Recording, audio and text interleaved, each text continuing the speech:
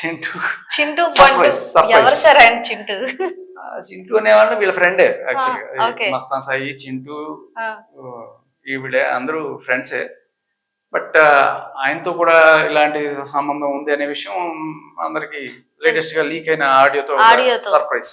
ఆ మంచం కోళ్ళు అవి విని అవన్నీ ఎవరు సార్ ఓపెన్ లీక్ చేసింది.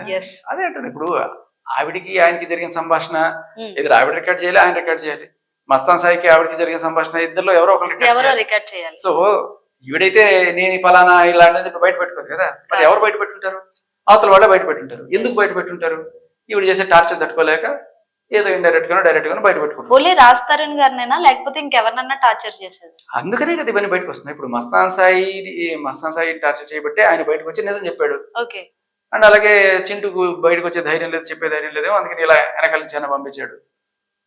మిమ్మల్ని అటాక్ కూడా చేశారని తెలిసింది, ఎలా సార్ అది? ఆ రోజు స్టూడియో నుంచి నేను ఒక ఇంటర్వ్యూ చేసుకొని ఇట్లా మీతో మాట్లాడుతుంటే వచ్చి దెబ్బ తలుపులు కొట్టి గేట్ గేట్ గారిచి హడావిడి చేస్తే సరే ఇంకాసేపు ఓర్పుగా వెయిట్ చేసాం. కాసేపు ఎవరైనా ఉన్నారు సార్ మీ ఇంట్లో? ఇంట్లో కాదు, స్టూడియోలో. స్టూడియోలో తర్వాత వెళ్ళిపోయి అక్కడ మెట్ల దగ్గర కాపు వేస్తారనమాట. నేను మెట్లు దిగుతుంటే అక్కడ ఆవిడ 2 చెప్పులు పట్టుకొని ఇట్లా రెడీగా ఉందనమాట. అని చెప్పి దేనిలాగా వచ్చి అంటే డ్రగ్స్ వేసుకున్నట్టుంది, లేకపోతే ఏమో మరి ఆ బిహేవియర్, అరుపులు, అది ఏం చూస్తే ఎవరికైనా మెట్లెక్కి వచ్చి అదేం చేస్తుంటే ఇంకా అప్పుడు చూసి మీరు పగలు ఇది అర్ధరాత్రి 12 గంటలకు జరిగింది. అప్పుడు ఇంకోళ్ళు ఎవరో 2-3 వచ్చారు, ఆవిడతో పాటు వచ్చి మీద పడ్డాము. మరి మీరు కంప్లైంట్ పెట్టారా సార్? ఫేర్ అయింది కూడా. ఓకే సార్, మరి అదంతా ఓకే, ఇదంతా ఎలా జరిగిపోయింది?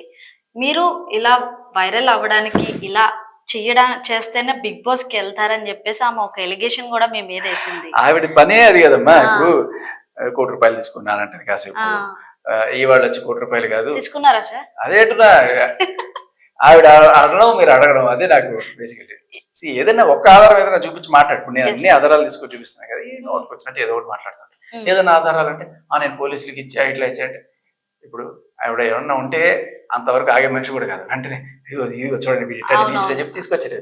సో ఎప్పుడైతే ఇట్లాంటి మాటలు చెప్తారో అక్కడ ఏం లేదనే విషయం మనకి అర్థమైపోతుంది. ఏమి లేకుండా ఏదో రాళ్ళు వేసి. ఇంకా ఇది కంటిన్యూ చేస్తారా సార్ మీరు? ఇక్కడ ఆపేస్తారా? ఇంకా ఎట్లా వెళ్ళిపోతున్నాం కాబట్టి కుదరదు. వచ్చిన తర్వాత మీరు తలుచుకుంటే ఏదన్నా అప్పుడు ఏమవుతుందో చూడాలి. బట్ ఇప్పుడు దాకైతే మనం 99.999% అందరికి చాలా క్లియర్ గా నిజం అర్థమైపోయింది. ఆవిడ ఇంతకీ నిన్న కూడా ఏదో ఒక ఛానల్ పాపం. లావణ్య గారు ముందే తెలుసా సార్, లేకపోతే అప్పుడే తెలుసా? తెలియదు. ఓకే సార్, మరి